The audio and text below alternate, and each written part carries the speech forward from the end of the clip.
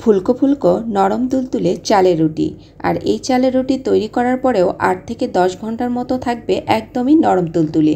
কিছু step follow করলে এই রুটি কখনোই শক্ত হবে না। আশা করছি পুরো রেসিপিটি আপনাদের কাছে ভালো লাগবে। চেষ্টা করেছি আপনাদের জন্য সহজভাবে উপস্থাপন করার জন্য। পুরো রেসিপিটির সাথে থাকবেন, আপনাদের ভালো লাগবে আশা করছি। তো চালের রুটি তৈরি করার জন্য প্রথমে দিয়ে নিচ্ছি 1 কাপ পরিমাণ পানি। এর মধ্যে দিয়ে নিচ্ছি সামান্য একটু লবণ, এই হাফ চা চামচের মতো।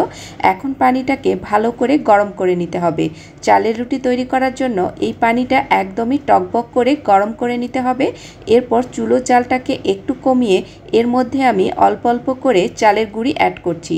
তো আমি এখানে 1 কাপের থেকে একটু কম চালের গুঁড়ি নিয়েছি। তো এখন আমি চুলোর জালটাকে মিডিয়ামে রেখে অনবরত নেড়ে চেড়ে এই চালের ডোটাকে তৈরি করে নেব। আর এই ডোটা যত বেশি ভালো হবে, চালের রুটি ততই বেশি সুন্দর এবং নরম তুলতুলে হবে। তো এটাকে নাড়াচাড়া করে নিয়েছি। একটু নরম মনে হচ্ছে, আরও 2 টেবিল চামচ পরিমাণ চালের গুঁড়ি আমি এখানে অ্যাড করে দিচ্ছি। এখন এটাকে আরও কিছুক্ষণ নাড়াচাড়া করে নিচ্ছি। এটা ভালো মতো করে সেদ্ধ করে নিতে হবে। সফট একটা ডো তৈরি হয়ে গেছে। এটাকে আমি ঢাকনা দিয়ে ঢেকে রেখে দেব 15 থেকে 20 মিনিটের মতো। তো 15 থেকে 20 মিনিট পরে এই ডোটা হালকা একটু ঠান্ডা হবে। এই পর্যায়ে ডোটাকে ভালো মতো করে মথে নিতে হবে। হালকা যখন গরম থাকবে তখন ডোটাকে একদম ভালো করে মেখে নিতে হবে। গরম থাকা অবস্থাতেই ডোটাকে মেখে নিলে ডোটা অনেক বেশি সফট এবং নরম তুলতুলে হবে। রুটিগুলোকে বেলে নেব। তো অর্ধেকটা নিয়েছি আর বাকি অর্ধেকটা একটা বাটির মধ্যে রেখে ঢাকনা দিয়ে ঢেকে রেখে দিয়েছি। এখন আমি মিডিয়াম সাইজের লেচিগুলোকে কেটে নেব। রুটি অনেক বেশি বড় করব না, মিডিয়াম করে রুটিগুলোকে বেলে নেব। তো এই লেচিগুলোকেও আমি বাটির মধ্যে রেখে দিয়েছি এবং একটা ঢাকনা দিয়ে ঢেকে রেখে দিয়েছি। আবার কিছুটা আমি মেখে নিচ্ছি যাতে লেচিটা একদমই সফট হয়ে যায়।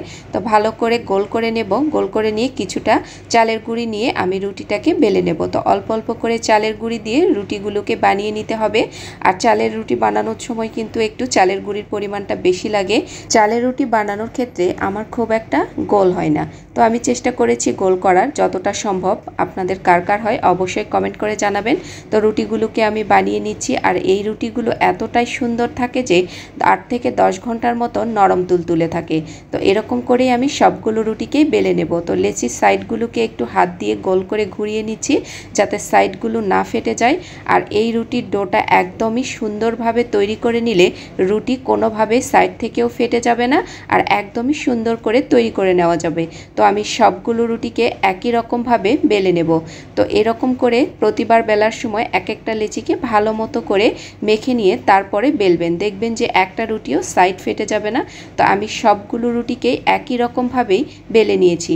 তো রুটিগুলো অনেক বেশি গোল হয়নি, মোটামুটি যতটা হয়েছে ততটাই যথেষ্ট। রুটি ভাজার সময় অবশ্যই খেয়াল রাখবেন চুলোর জালটা একদমই একই রকম রাখতে, তাহলে রুটিগুলো কোনোভাবেই হলদেটে হবে না বা লালচে হবে না। সবগুলো রুটি একই রকম সাদা থাকবে। এক পাশ হয়ে গেলে অপর পাশটাকে উল্টিয়ে নেবেন, তখন দেখবেন যে রুটিগুলো একদমই ফুলে উঠছে। তো এরকম করেই সবগুলো রুটিকেই আমি বেলে নেব। তো একটা রুটি দেওয়ার পরে রুটির নিচে কিছুটা আটার গুঁড়ি থেকে যায়। তো এই পর্যায়ে প্যানটাকে একটা কাপড় দিয়ে ভালো করে মুছে নিতে হবে। এরকম করে যদি রুটিগুলো ভেজে নেন তাহলে একটা রুটিও লাল হবে না, সবগুলো একই রকম কালার হবে আর সাদা ধবধবে থাকবে। রুটিগুলো দেখুন কতটা সুন্দর হয়েছে, একটা রুটিও লাল হয়নি, সবগুলোই রয়েছে সাদা ধবধবে। আর এই রুটিগুলো সংরক্ষণ করার জন্য হালকা একটু গরম থাকা অবস্থাতেই একটা হটপটের মধ্যে আমি একটা পাতলা কাপড় বিছিয়ে নিয়েছি। এর মধ্যে এই রুটিগুলোকে রেখে দিতে হবে। তো কুসুম গরম রুটিগুলোকে এই হটপটের মধ্যে রেখে একটা কাপড় দিয়ে ঢেকে রেখে দেবেন। আর এই রুটিগুলো থাকবে একদম 8 থেকে 10 ঘন্টা পর্যন্ত নরম তুলতুলে।